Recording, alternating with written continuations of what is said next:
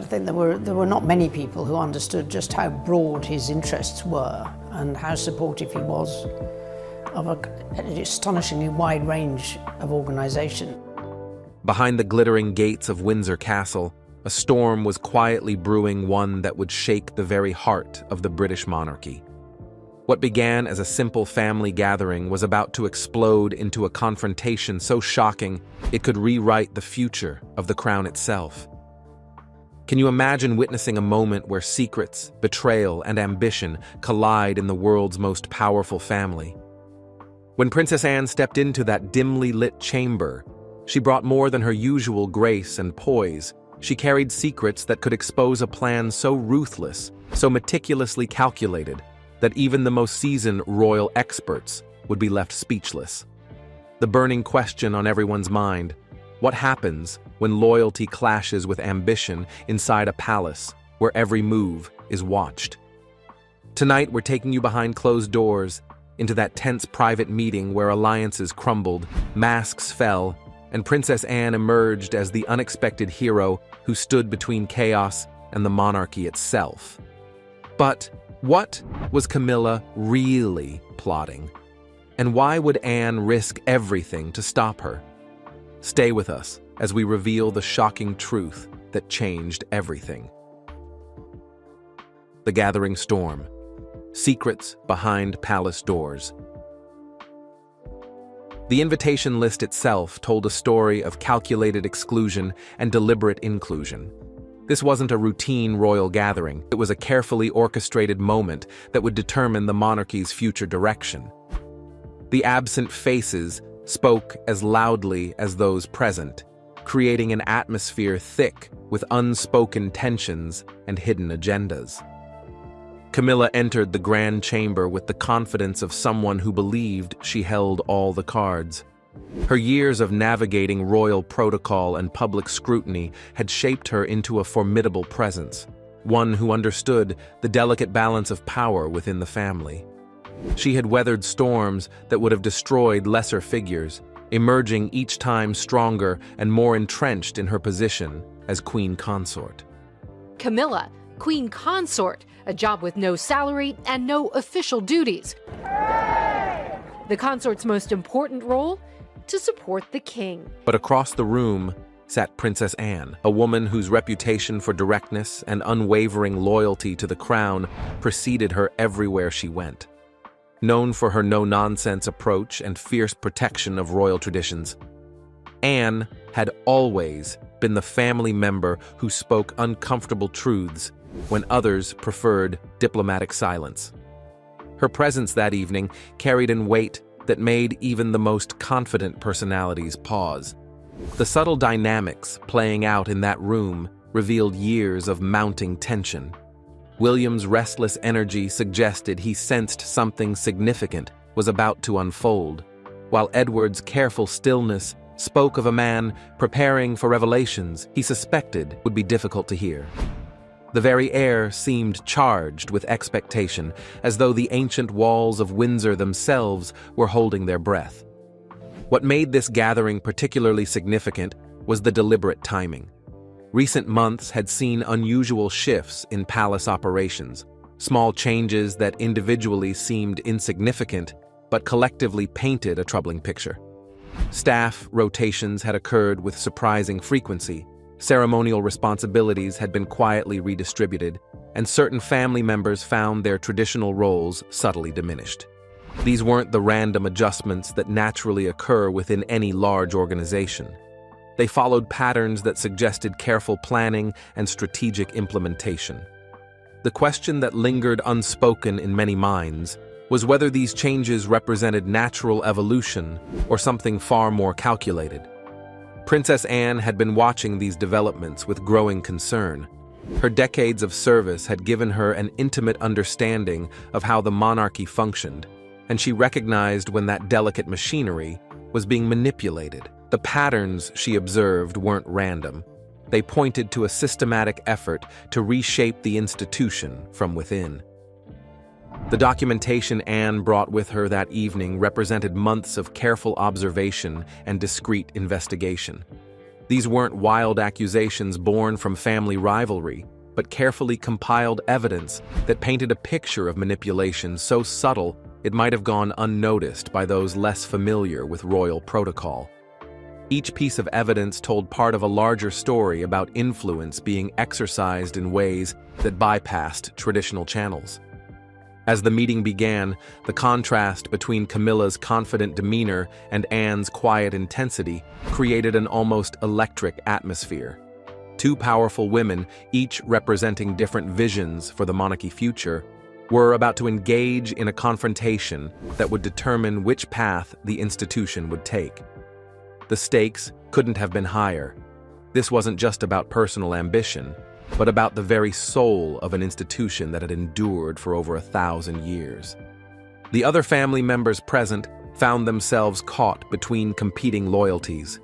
Charles faced the impossible position of balancing his role as king with his personal relationships, while William grappled with protecting his children's inheritance against threats he was only beginning to understand. The weight of history pressed down on everyone in that room, reminding them that their decisions would echo through generations. What none of them fully realized was that Princess Anne hadn't come merely to voice concerns. She had come to present evidence so compelling it would leave no room for denial or deflection.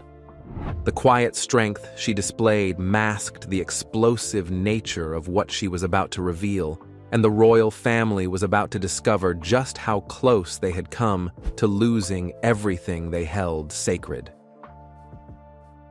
The explosive revelations, truth unveiled. When Princess Anne finally spoke, the room seemed to hold its breath. Her words sliced through the heavy silence like a blade cutting through silk. There was no shouting, no emotional theatrics, just a calm, methodical voice that carried the weight of truth. She didn't accuse, she didn't speculate. Instead, she laid out a pattern of behavior so precise, so chilling in its detail, that it left no room for doubt. This wasn't gossip. This wasn't rumor. It was documented evidence, supported by verified communications that revealed a calculated scheme threatening the very heart of the monarchy.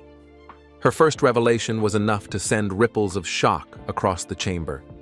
What had seemed to the public as natural inclusion, Camilla's family appearing more frequently in royal ceremonies and state occasions, wasn't natural at all. Anne exposed how guest lists had been carefully edited, seating charts meticulously rearranged, and photo opportunities deliberately staged. The effect was subtle, yet powerful, to create the illusion that Camilla's family stood on equal footing with blood royals. What many had dismissed as harmless modernization was in fact a strategic campaign to reshape public perception of who truly belonged at the monarchy's center. But that was only the beginning. Anne moved deeper, revealing a quieter but more dangerous strategy. Palace staff, those who had once held unshakable loyalty to the institution, had been drawn into a web of favors, privileges, and obligations. These weren't overt acts of bribery. They were whispers, quiet promises, small rewards. A holiday granted here, a promotion accelerated there. Over time, allegiances shifted.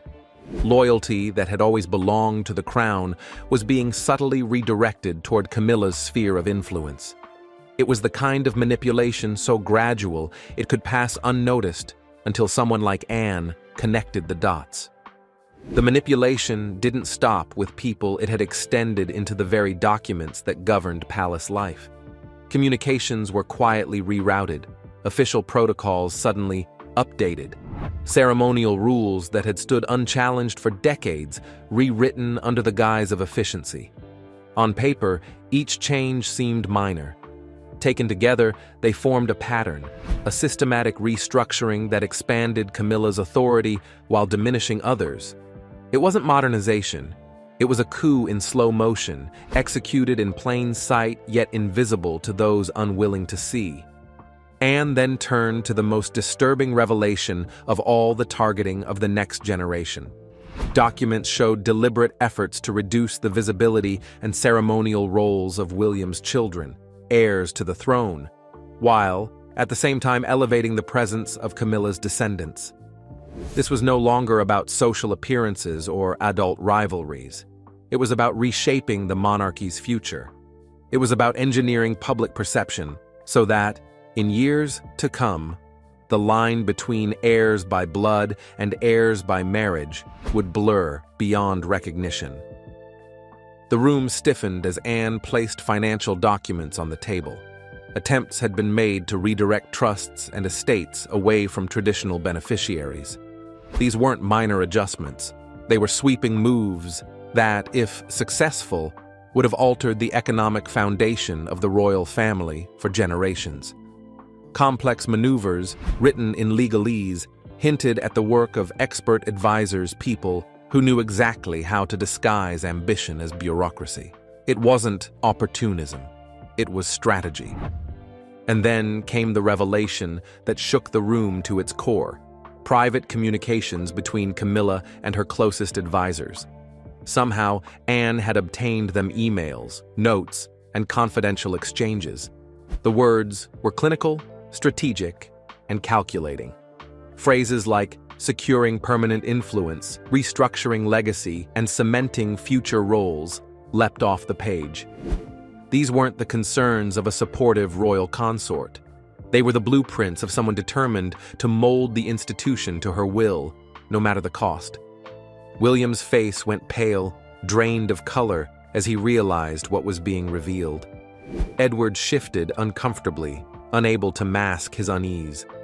And Charles sat frozen, torn between disbelief and the dawning horror that the evidence was undeniable. His eyes betrayed a storm of conflict. Could the woman he had fought so hard to protect and legitimize be orchestrating something that threatened the very crown itself? Yet Anne wasn't finished. She revealed plans for a so-called reorganization of the crown jewels and royal heirlooms. These weren't mere treasures, they were the very symbols of legitimacy, markers of history passed down through centuries. To suggest redistributing them, to reassign pieces tied to succession, was nothing less than an assault on the monarchy's foundation. And then, the most personal blow of all, items tied directly to Princess Diana had been marked for redirection. Jewelry and artifacts meant for William's children, symbols of their mother's memory, were earmarked for alternative heirs. For William, this was unbearable.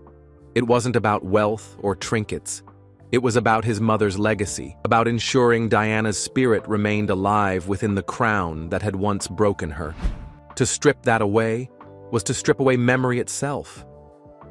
The air in the chamber grew heavy, the silence nearly unbearable. As Anne's revelations unfolded, the enormity of the scheme became undeniable. This wasn't a series of coincidences or misunderstandings. It was a master plan, crafted over years, involving networks of influence and hidden hands. The monarchy had been infiltrated not by outsiders, but from within. The crown had nearly been reshaped under their very eyes, without them realizing until it was almost too late. No one moved. No one spoke. The silence that followed was deafening, louder than any argument could have been.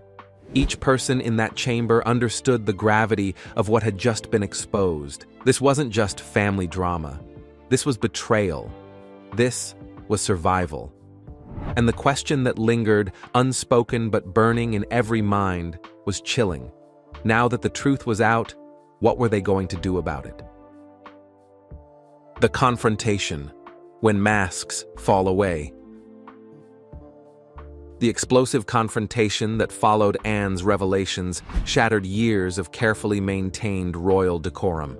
The polite facades that typically governed family interactions crumbled under the weight of documented betrayal, and, for the first time in years, raw emotion replaced diplomatic restraint.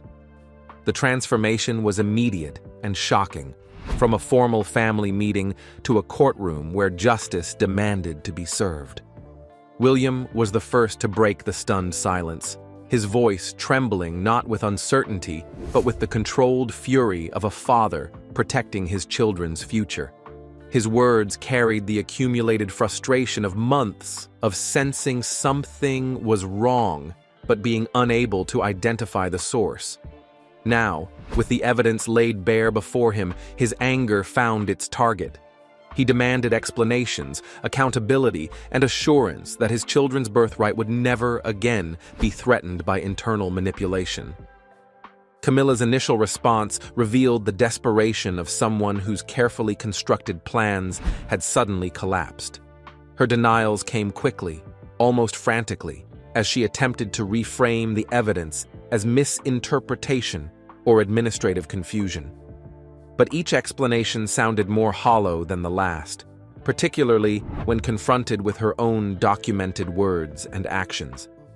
The confidence that had carried her into the meeting evaporated as she realized the magnitude of what had been exposed. The emotional peak came when William invoked his mother's memory, reminding everyone present that Diana's legacy was not just historical, but personal. His voice broke as he spoke about protecting what she had left for her grandchildren, about ensuring that her memory wouldn't be erased by those who had no connection to her story. The mention of Diana's name sent shockwaves through the room, forcing everyone to confront the deeper implications of what was being revealed. Charles found himself in an impossible position, torn between his loyalty to his wife and his duty to the crown he had sworn to protect. His attempts to mediate the conflict fell flat, his words carrying no authority in the face of such overwhelming evidence. For perhaps the first time in his reign, the king appeared diminished, unable to control the forces unleashing within his own family. His silence became more damaging than any defense he might have offered. The confrontation intensified when Anne produced what she called her final piece of evidence, an audio recording that captured Camilla's voice discussing her plans with chilling clarity. The playback of this recording created a moment of absolute silence, followed by gasps of disbelief as family members heard, in Camilla's own words, the calculated nature of her ambitions. There could be no more denials, no more explanations. Her own voice had convicted her. The collapse that followed was complete and devastating. Camilla's composed exterior cracked entirely as she realized the full scope of her exposure. Tears mixed with anger as she made desperate attempts to explain or justify her actions. But the evidence was too overwhelming. The woman who had seemed untouchable just hours before now appeared broken and isolated, her influence evaporating in real time. Family members who had remained neutral throughout the presentation began choosing sides, their allegiances shifting as they processed the full implications of what they had learned. Some moved closer to William and Anne, their support clear and unwavering. Others seemed paralyzed by the magnitude of the revelations, uncertain how to navigate a crisis that had no precedent in their experience. The institutional implications became clear as the confrontation continued. This wasn't just about family dynamics or personal relationships. It was about the fundamental integrity of the monarchy itself. The realization that the crown's most sacred traditions and symbols had been targeted for manipulation sent shockwaves through everyone present. They were witnessing not just a family crisis, but a constitutional emergency. Anne's role as the catalyst for this confrontation transformed her from family member to institutional guardian. Her willingness to risk personal relationships for the sake of protecting the monarchy's integrity earned her a respect that transcended family dynamics. She had become, in that moment, the embodiment of everything the royal family claimed to represent: duty, honor, and unwavering commitment to something greater than personal interest. The meeting's conclusion left lasting scars on everyone involved. Trust had been shattered, relationships permanently altered, and the family's internal dynamics fundamentally changed. But in the midst of the wreckage, one truth emerged clearly. Princess Anne's courage in exposing the plot had prevented a disaster that could have permanently damaged the monarchy's foundation. As the family members began to leave that chamber, they carried with them the knowledge that nothing would ever be quite the same. The confrontation had ended, but its consequences would ripple through the royal family for years to come, serving as a stark reminder that even the most powerful institutions must remain vigilant against threats from within. When Princess Anne finally spoke, the room seemed to hold its breath. Her words sliced through the heavy silence like a blade cutting through silk. There was no shouting, no emotional theatrics, just a calm, methodical voice that carried the weight of truth. She didn't accuse, she didn't speculate. Instead, she laid out a pattern of behavior so precise, so chilling in its detail, that it left no room for doubt. This wasn't gossip. This wasn't rumor. It was documented evidence, supported by verified communications that revealed a calculated scheme threatening the very heart of the monarchy. Her first revelation was enough to send ripples of shock across the chamber. What had seemed to the public as natural inclusion, Camilla's family appearing more frequently in royal ceremonies and state occasions, wasn't natural at all. Anne exposed how guest lists had been carefully edited, seating charts meticulously rearranged, and photo opportunities deliberately staged. The effect was subtle yet powerful, to create the illusion that Camilla's family stood on equal footing with blood royals. What many had dismissed as harmless modernization was in fact a strategic campaign to reshape public perception of who truly belonged at the monarchy's center. Whispers that once seemed harmless now gained sinister meaning under Anne's light, painting a portrait of ambition hidden beneath courtesy. But that was only the beginning. Anne moved deeper, revealing a quieter but more dangerous strategy. Palace staff, those who had once held unshakable loyalty to the institution, had been drawn into a web of favors, privileges, and obligations. These weren't overt acts of bribery. They were whispers, quiet promises, small rewards. A holiday granted here, a promotion accelerated there, a discreet exemption quietly approved in someone's favor. Over time, allegiances shifted, and once firm devotion began to erode. Loyalty that had always belonged to the crown was being subtly redirected toward Camilla's sphere of influence. It was the kind of manipulation so gradual it could pass unnoticed until someone like Anne connected the dots with chilling precision and undeniable evidence.